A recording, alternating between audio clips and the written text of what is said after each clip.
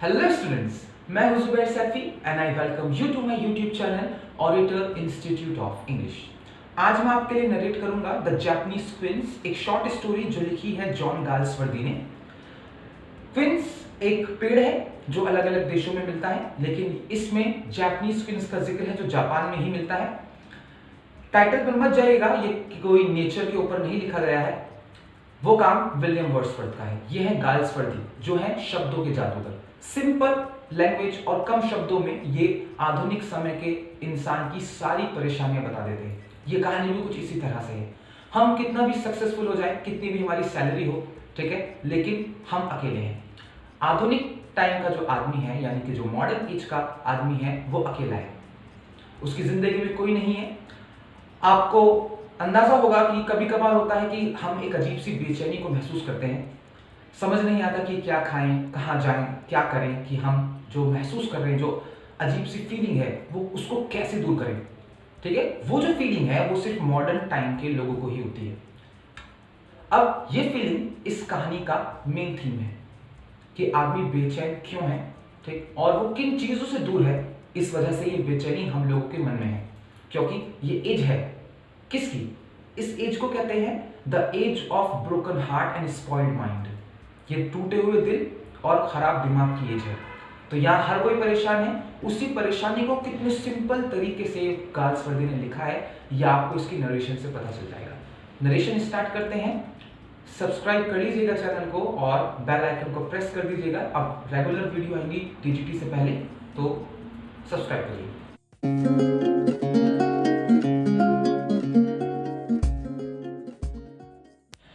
वैसे तो ये कहानी द जैपनीज क्विंस इस कहानी के कैरेक्टर्स के जीवन की कॉम्प्लेक्सिटी यानी जटिलता की कहानी है।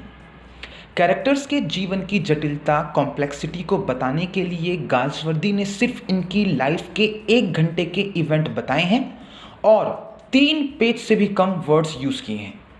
शुरू में कहानी बहुत सिंपल और स्ट्रेट फॉरवर्ड लगती है। मिस्टर निल्सन जो शहर की जानी मानी हस्ती हैं और लंदन के फाइनेंशियल सेंटर में रहते हैं। सुबह उठकर उन्हें एक खूबसूरत स्प्रिंग मॉर्निंग के होने का एहसास होता है, लेकिन वो अपने आप को इस खूबसूरत स्प्रिंग मॉर्निंग के एहसास से दूर करके टिनटॉस की कीमतों के बारे में सोचने लगते हैं। टिनटॉस स्टॉक शेयर्स हैं, जैसे भारत में सेंसेक्स होते हैं। वो उठकर अपने शीशे में खुद को देखते हैं। शीशे के पीछे हाथी के दांत की कोटिंग है जो उनके फाइनेंशियल स्टेटस को शो करती है। मिस्टर नील्सन को शीशे में अपना हट्टा कट्टा शरीर दिखता है, लेकिन फिर भी उनकी 5वीं पसली के नीचे हल्का सा दर्द महसूस हो रहा है।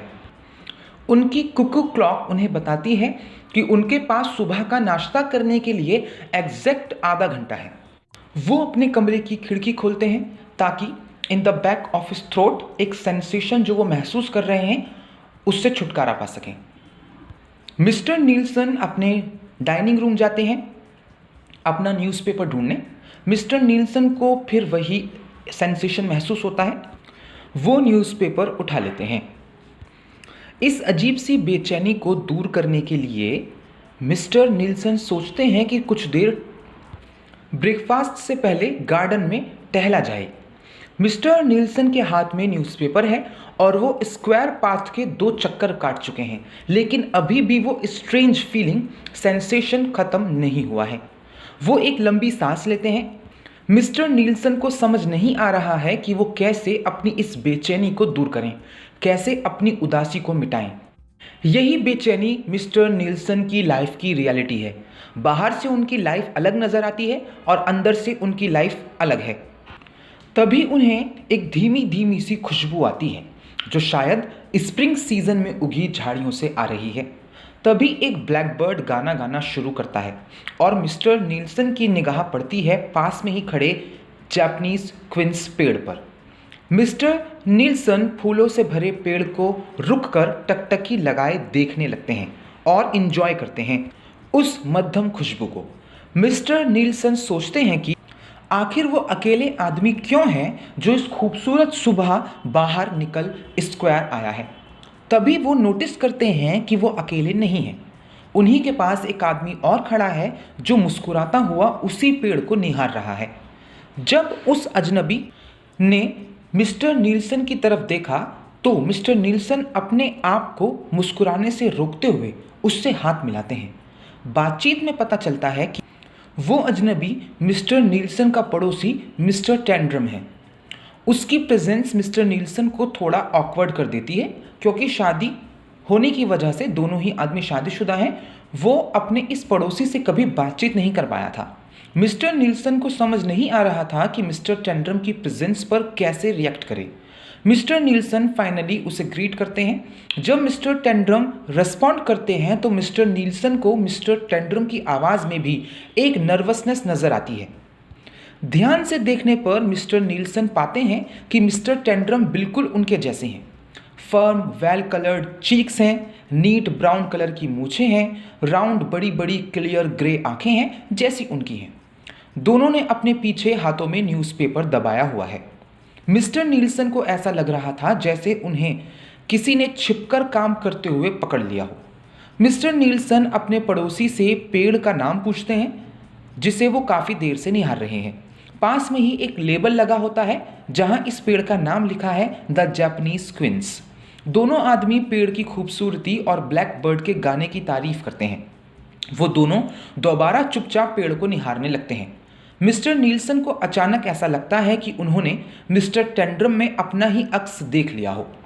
मिस्टर नील्सन अपने पड़ोसी से विदा लेते हैं। दोनों पड़ोसी अपने अपने घरों की तरफ बढ़ते हैं। मिस्टर नील्सन जैसे ही अपने घर के दरवाजे तक पहुंचते हैं, उन्हें मिस्टर टेंड्रम की खांसी की आवाज़ आती है, यानी उनको भी बेचैनी है।